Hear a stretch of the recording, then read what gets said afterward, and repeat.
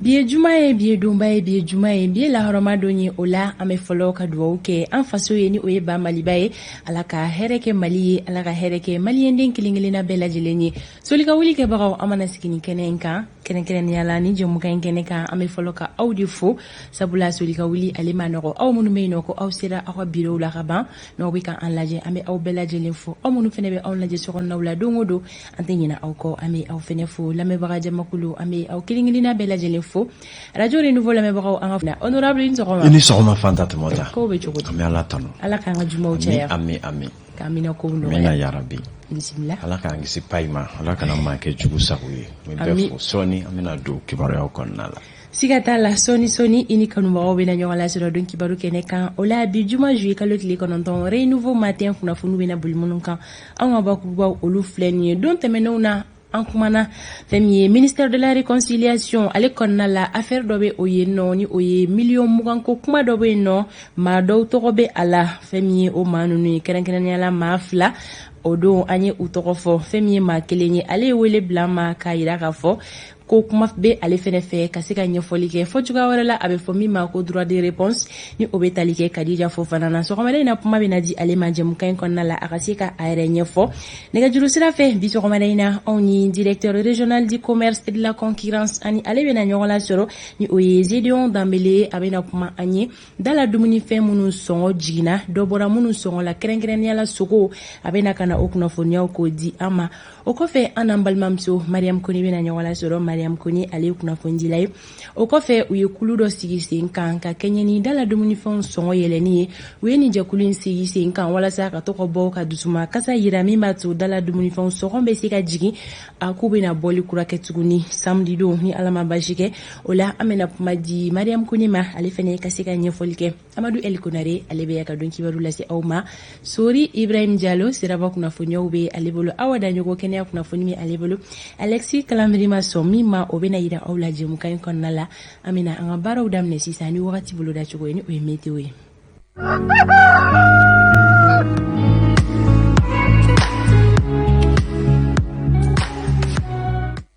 wagati ale bolo da cogo filɛ an ka marabolo kɔnɔna la nɔgɔ bɛna da kaba la Mali marabolo kelen-kelenna bɛɛ lajɛlen kɔnɔ fɛn min kɔni ye samiya fɛ fiɲɛ o bɛna ci an ka marabolo fantan naani bɛɛ lajɛlen fɛ fo ni tawudeni bɔ a la tawudenikaw fɛ yen nɔ fɛn min ye tilema fɛ fiɲɛ ye o de bɛna na ci fɛn min ye gɔngɔnbulon ye o bɛna kɛ Mali kɔrɔnfɛ marabolo 2 la ni o bɛ tali kɛ tawudeni ka taa se Tɔnbɔkutu ale Worodugu yanfan ma ani Kidali o marabolo 3 kɔnɔna la gɔngɔnbulonba bɛna kɛ olu fɛ yen nɔ gɛlɛyaba bɛna don olu ka yɔrɔ jan filɛli la bi tile journée kɔnɔna la o la marabolo minnu bɛ se k'u sigi ni sanko ye bi tile kɔnɔ ka taa se sufɛla ma olu de filɛ nin ye sɔgɔmada in na marabolo minnu bɛ se k'u sigi ni sanko ye o ye Menaka Gao Tɔnbɔkutu Banɲangara Douanza Mopti ka taa se Tɔnbɔkutu ale kɛɲɛkan tawudeni kɛɲɛkan fan pardon fɛn kɔni bi tile la fana to dunin kɔfɛ ani su in na marabolo minnu bɛ se k'u sigi ni sanko ye o ye Segu Joyila San Nara Buguni Sikaso ani Kucala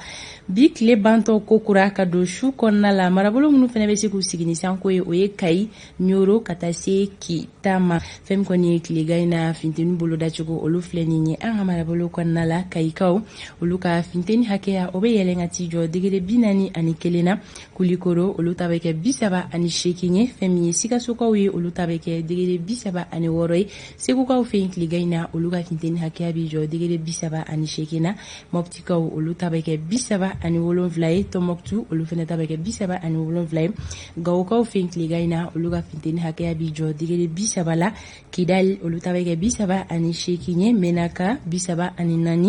fɛn min ye tawudenikaw ye olu ka finteni hakɛya o bɛ yɛlɛn ka taa degere 47 la Buguni ani Kucala tilega in na olu ka finteni hakɛya bɛ jɔ degere 35 la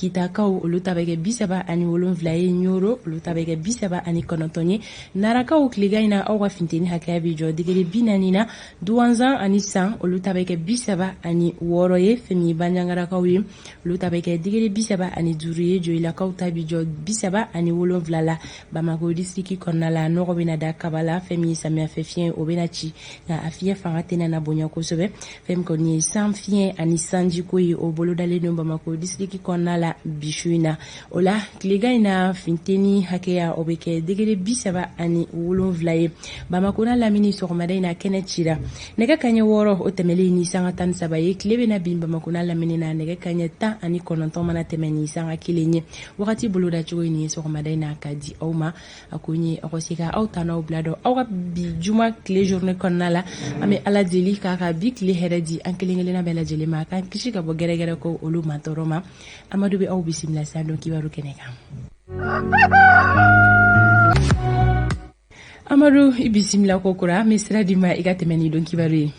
fana tɔmɔta mi fo ka filɛbaga ni lamɛnbaa bɛɛ lajɛlen fo Mali kɔnɔ ani a kɔ kan tugurankew bɛ jɛmukan in filɛ kosɛbɛ hali ni y'a sɔrɔ u fana bɛɛ lajɛlen ni ne bɛ ɲɔgɔn na ni waati na ka sabu kɛ ko dɔw ye an ka foli bɛ tuguranke bɛɛ lajɛlen ye Mali kɔnɔ ani Mali kɔ kan u bɛ wɔsi mun na ko Ala k'a kɛ hɛrɛ ye u ma saga 30 o dafara nɛgɛ ɲɛ 7 sanfɛ ni waati na Isiaka Daw ale ni a furumuso n'o ye Marietu Kida ye lakɔli karamɔgɔ do ko ni sɔgɔma an don ngai ni bi sɔgɔmada in na don kibaru kɛnɛ kan bakurubaw bɛna tali kɛ Kati mairie ale kunkan kɔrɔfɔw la an y'a yira k'a fɔ maa 3 n'o ye maire a n'a ka dangan 2 olu kɔni bɛ jamana kiiritigilamaw ka bolo kan kuna sini fana kibaruya kura bɔra min ye maa 3 wɛrɛ farala kan n'o bɛ tali kɛ maa mun bɛ ni olu ɲɛsinen don fournisseuriya ma ni olu ni mairie ɲɛmaw tun bɛ baara ɲɔgɔnyaw sabati ka minɛnw ditaw di kurutu dɔw jateminɛna o kow la olu ma 3 fana bɛ a ko la an bɛna kuma o kan bi sɔgɔmada in na don kibaru ale kɛnɛ kan na n'an bɔra yen fana politiki kuma bɛna maana an ka jamanakuntigi Dr Sogɛl Kokala Mayiga a ye a suganti k'a fɔ hali ni ma yan ko politikimɔgɔw y'u hakilina fɔ nka min ye kalata nataw la ale kɔni y'a kanu min ye organe unique de gestion des élections ni o ye jɛkuluba kelen ka kalafili dalabɛn ko a baaraw bɛna segin Sogɛl ka kuma don an bɛna a ka kumaw la mais sɔgɔmada in na don kibaru ale kɛnɛ kɔnɔna la ka fara ninnu bɛɛ lajɛrɛlen kan lakɔli karamɔgɔw ni Sogɛl bɛna kirikara waci ka ti ɲɔgɔnna fanga bɛna bonya a ma sɔrɔla k'a fɔ hakilina min taara saraw damakɛɲɛli ko ɲɛw la a ko kunfɔlɔw bɛ ka taa cogo min na lakɔli karamɔgɔw ko Sogɛl ye sɔ min dun ko olu y'o jukɔrɔji min o kuma o kɛlen don ka wulikajɔ baw boloda ɲinan kala defu baki BT BT1 2 ka se kapu ani EJUR ka taa se kimɛni fɛn fɛn bɛ kɛ san laban la lakɔli karamɔgɔw ko lakɔli karamɔgɔ kelen ka ni sen a ko la wa lakɔlidenw ka nɔti min b'u bolo k'u k'a bɛɛ lajɛrɛlen kuru k'a bila u ka dilan jukɔrɔ yanni waatiw cɛ ni bɛnkara kow la o bɛna kɛ bisi baza kura ye an bɛna kuma o fana ka bi sɔgɔmada in na don kibaru kɛnɛ kɔnɔna la Colonel Asimi Goita ale bɛna mun kɛ nin bɛɛ lajɛlen la u y'a yira k'a fɔ u bɛ min ɲini Asimi fɛ ko n'a ma jɔ a jɔyɔrɔ la ko Sogɛl ninnu ye politikimaaw ye ko u bɛna baara gɛlɛya bolo kosɛbɛ tuguni nin bɛɛ bɛna mana renouveau ka bi sɔgɔmada in na don kibaru kɛnɛ kɔnɔna la ni anw sigira a bɛ dɔn k'a fɔ kibaruya bɔrɔ ale bɛna dayɛlɛ bi ta ye 100 kilo bɔrɔ ye min yɛrɛ bɔrɔ dafara la ka ban sɔɔni an b'an bolo don a kɔnɔ fo ka ko ɲuman dɔn aw ka don o don timinandiya ale kosɔn an ka foli bɛ filɛbaa ni kanuba maa o maa bɛ k'u ye renouveau kanuba ye aw y'aw danse bi sɔgɔmada in na an ka don kibaru kɔnɔna la minnu bakurubaw an ye walawala aw ye sisan daani nɔ k'aw ladɔnniya k'a fɔ an ka jamana ka kalafiliko nasiratigɛw la min bɛ tali kɛ premier ministre Dr Sogɛl Kokala Mayiga a ma ɲa k'a fɔ waati laban ninnu na kabi ale ma kɛ ministre ɲɛma ye kuma min tun bɛ olu da M5 cogoya la o de k'a fɔ organe de gestion des élections a ka se ka kɛ kelen ye ni o ye jɛkuluba kelen u ka sigi min Mali kalata bɛɛ lajɛrɛlen dala bɛ sabula Sogɛl ninnu ka jate la ko bakɔrɔni kalifaba ma ci a don a ko a bɛ si kɛnɛ ma Mali kalata a bɛ dala bɛn ni jɛkulu caman ye ni o dɔ ye ministère de l'administration territoriale et de la décentralisation n'o ye ministre min ɲɛsinnen don jamana ka tilaliko ni mara cɛman wala ani jamana mara yɛrɛ kɔnɔna ko ɲɛw ma ka taa se fana seni ma fɔ k'a kuncɛ cour constitutionnelle ni o kun ye Manasa tun bɛ yɔrɔ mun na ninnu bɛɛ lajɛlen bi jɛ ka kalafiliw labɛn ka se DGC ye maaw ma n'a ɲɔgɔnna caman Sogɛl b'a fɛ a ka se ka kɛ jɛkuluba kelen ye dasumusumu kɛra o kow kɔnɔna la politikimaaw yɛrɛ welela u ka sigi ka hakili jagabɔ kɛ n'i y'a sɔrɔ transition tɔ ye kalo damadɔ min ye ni organe unique sigili baaraw bɛ se ka ɲɛnamaya min ye jaabi minnu bɔra o kɔnɔ politikimaa faama ko a ka dabila ko a tɛ se ka dalabɛn cogo si la ka bɛn ni waati fɔlen ninnu ye dɔw ko n'i ko k'i b'a jakusa ko a bɛna kɛ jakuya ye ka se ka dɔ fara transition jɔ kunuma kan o min tɛ maa si ka hamina ye maa caman ka hamina ye an k'a fɔ ten tɔ bi minnu kɔni ye u ka hakilinaw yira nka o bɛɛ n'a ta kibaruyaw bɔra ka bi ko Dr Sogɛl Kokala Mayiga ko akoni ye wele bla menye politique mo ka je ku tege bla jikele no ka je ka do dakele ka bo dakele walasa kalata nataw ka ke tarafatani ye jere nya kono kunka menye kala fuli je kuluba kele ko hakilina na to unola Dr Shogel ko hala mai gay wele do da ko ka ngalame. La vérité, chers amis, c'est que pendant la première phase de la transition, l'opportunité n'a pas été donnée d'arbitrer, de trancher sur la question. Il y a eu des ateliers qui ont recommandé la mise en place de l'organe. Il y a eu des débats à l'issue desquels une partie de la classe politique a estimé que le temps ne suffisait pas. C'est ainsi que dès le début de la transition, la demande de la mise en place claire et précise d'un organe indépendant n'a pu avoir une suite, parce qu'une décision n'était pas prise. Et d'ailleurs, lorsque mon prédécesseur s'était présenté devant le CNT, il avait indiqué clairement, je ne crois pas de ce qu'on a vu dans la presse, que ce n'était pas sûr qu'on pouvait mettre l'organe sur place. Eh bien, depuis le 24 août, et surtout après les deux discours auxquels je viens de vous faire référence, nous avons procédé de la manière suivante. J'ai demandé à des Maliens qui ont eu à organiser des élections pendant les 30 dernières années, est-ce qu'ils peuvent se mettre en groupe en tant que techniciens pour nous dire est-ce que c'est faisable dans les délais. Quelques jours de réflexion après, ils m'ont donné une réponse positive. Nous avons fait une séance de travail avec le ministre de l'administration territoriale et son équipe.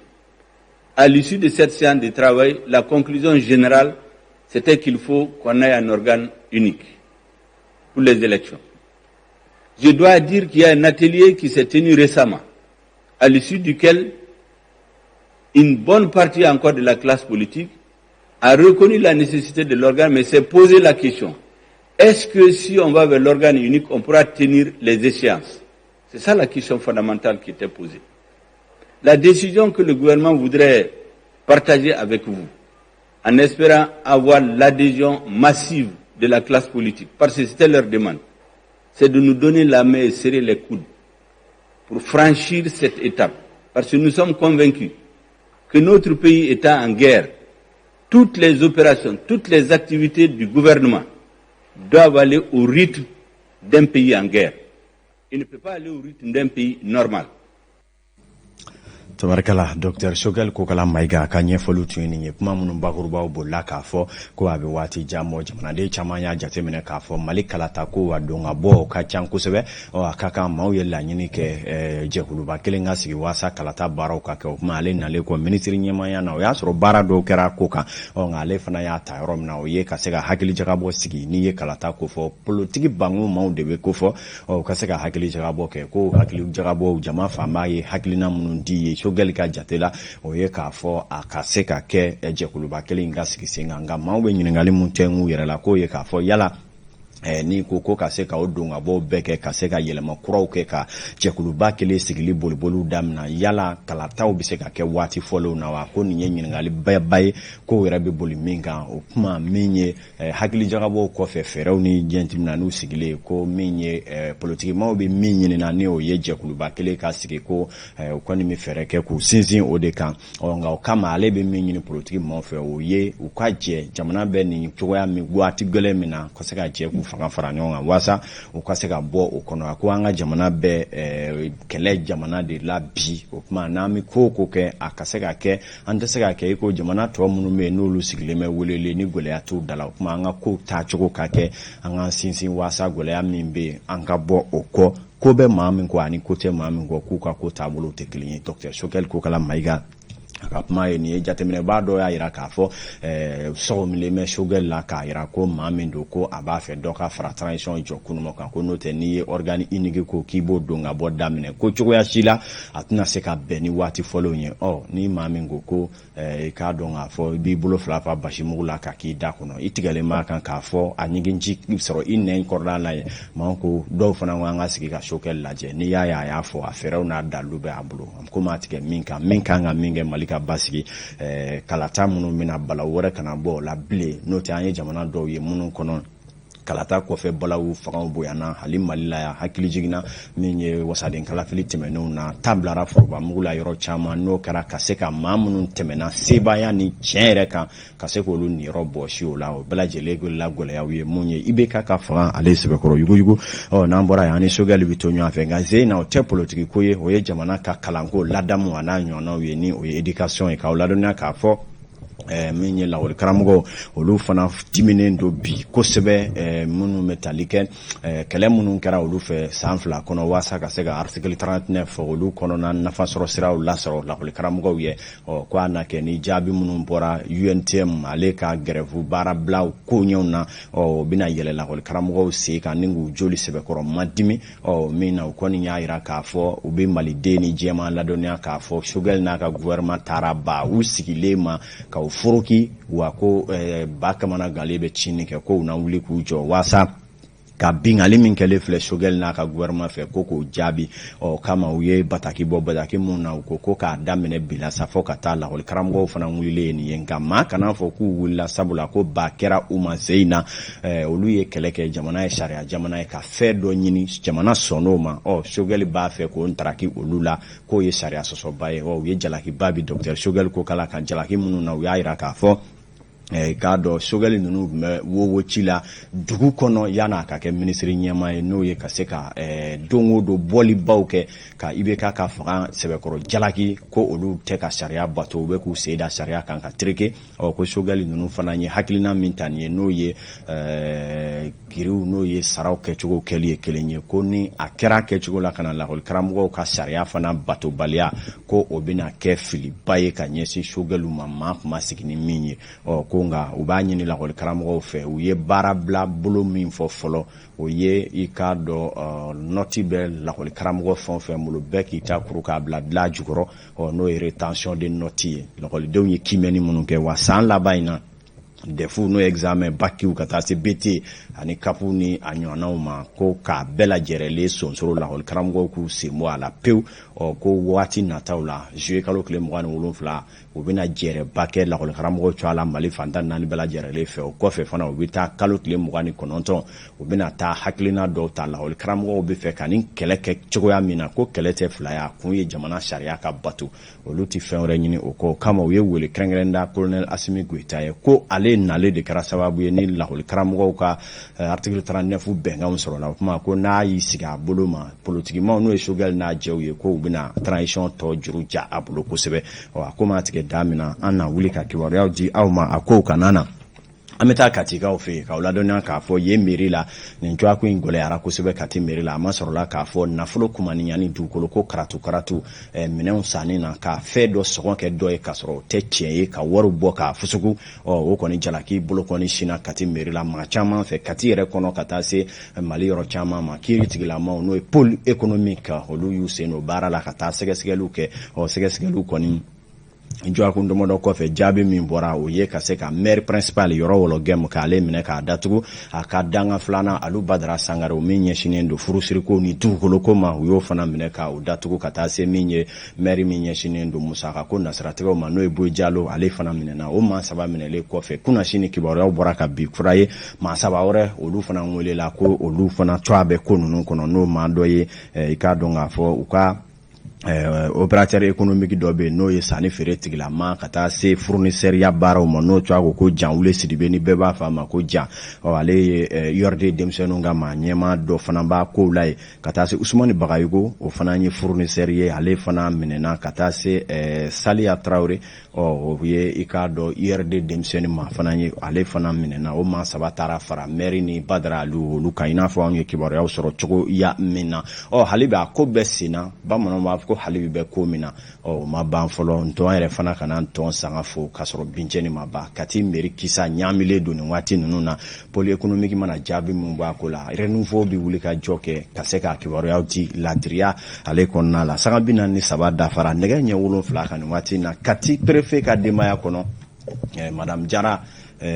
kisa an ma ɲana fana kɔ bi waati na cercle cakɛlaw ko ni sɔgɔma domaine baarakɛlaw fana u bɛ wuli ka jɔ la Sama Sankare jɛmukan in kanuba don Sise min ye commandant kan 1 kɔnɔ Lasana Tamba Keyita jɛmukan in ka d'u ye a ma ɲinɛ gendarmerie ma ɲɛmaaba fana kɔ ko a bonya b'an ka kɛnɛ kɔnɔ bi sɔgɔmada in na fulakɛ hali ni y'a sɔrɔ u ti ɲɔ jɛlen kɛ dege ye k'u ka foli b'an ka kɛnɛ kɔnɔ Fanta Tumota ale bɛ kibaruya kunfɔlɔ datugu bi ye juma ye an ti yɛlɛ maa sen kan bi kosɛbɛ I bɔra ka yɛlɛ fulaw sen kan sisan fulaw kɔni ni maa tɔw tɛ kelen ye